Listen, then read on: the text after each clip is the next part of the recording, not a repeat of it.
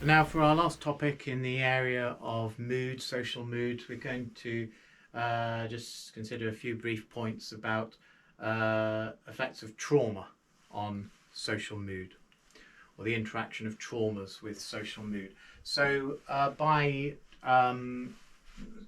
traumas, social traumas, we mean things like the Black Death,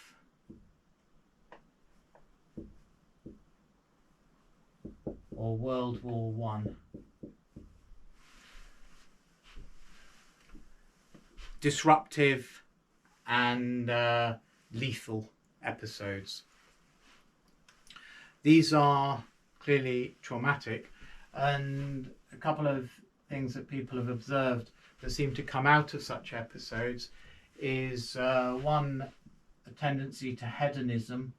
People, it's as though they react by saying, hey, life is cheap. You know, we've come to realise from the Black Death or the First World War, life is cheap. Let's enjoy it while we can. Let's just live for pleasure. So you saw after World War One, for example, the 1920s, the Roaring Twenties, a time of jazz music, flappers, and partying, and so on. So and similarly after the Black Death, there was similar attitudes emerged in society of, let's have fun. So that's one effect of social traumas. And it could be things like as well floods or other kinds of natural disasters. The people who survive tend to become, temporarily anyway, hedonistic, so that it affects popular mood. And another feature of traumas is that they encourage belief in rumours, plots, conspiracies. So people become very suspicious and they think that there are secret things afoot. Certain people are causing all these problems, and so this can lead to victimization of certain social groups.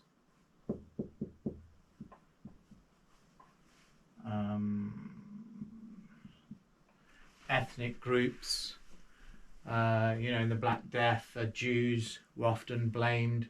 But it might be social classes. The aristocrats are trying to, are poisoning our wells. People believed in certain epidemics in the 18th, 19th century. And another kind of mood that can sweep through a society and be traumatic is iconoclasm.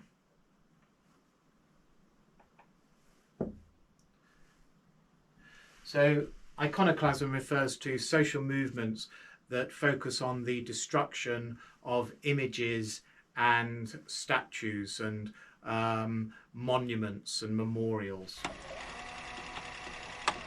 So iconoclasm is about distancing a society from its past.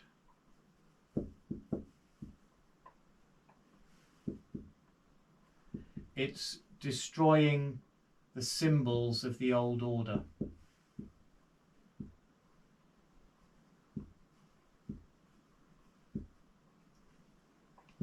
It's an attempt to create a blank slate.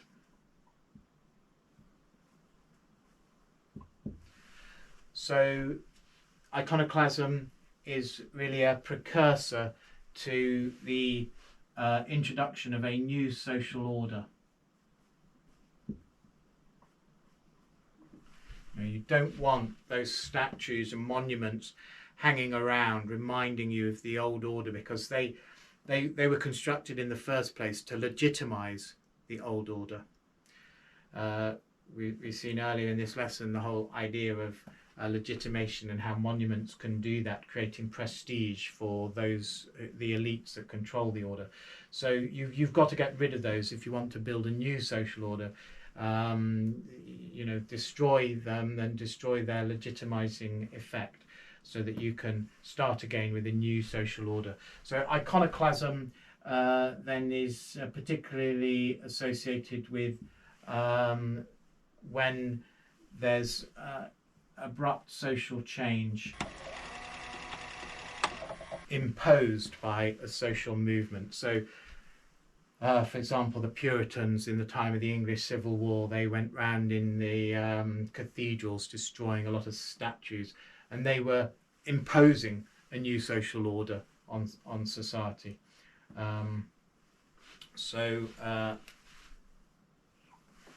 Iconoclasm is a symbol of this kind of thing, a social movement trying to change the structures and arrangements of society. And the last point is that in times of trauma, whether it's wars or plagues like Black Death and World War I, is that those places that are more vulnerable to these things, that are most affected by them, are also the ones that are most resilient. They bounce back more quickly than other areas. So let's just write that up and then unpack it a little. Okay, so places that are more vulnerable to wars and epidemics are also more resilient in recovering from them. And this is because the more vulnerable places are those that are bigger and better connected. So, you know, when the Black Death was spreading through Europe, those places that were well connected and large tended to have a lot of the Black Death. So it went into the cities, not into small villages in the countryside. Small villages could often escape the Black Death quite well, but larger towns would be, you know, could be devastated by it. But because they are bigger and better connected, they can also recover faster. They, you know, because they're being bigger and more connected, that's what is the source of their wealth, and also population. So if the population's been devastated, because they're well connected, new population can easily come in.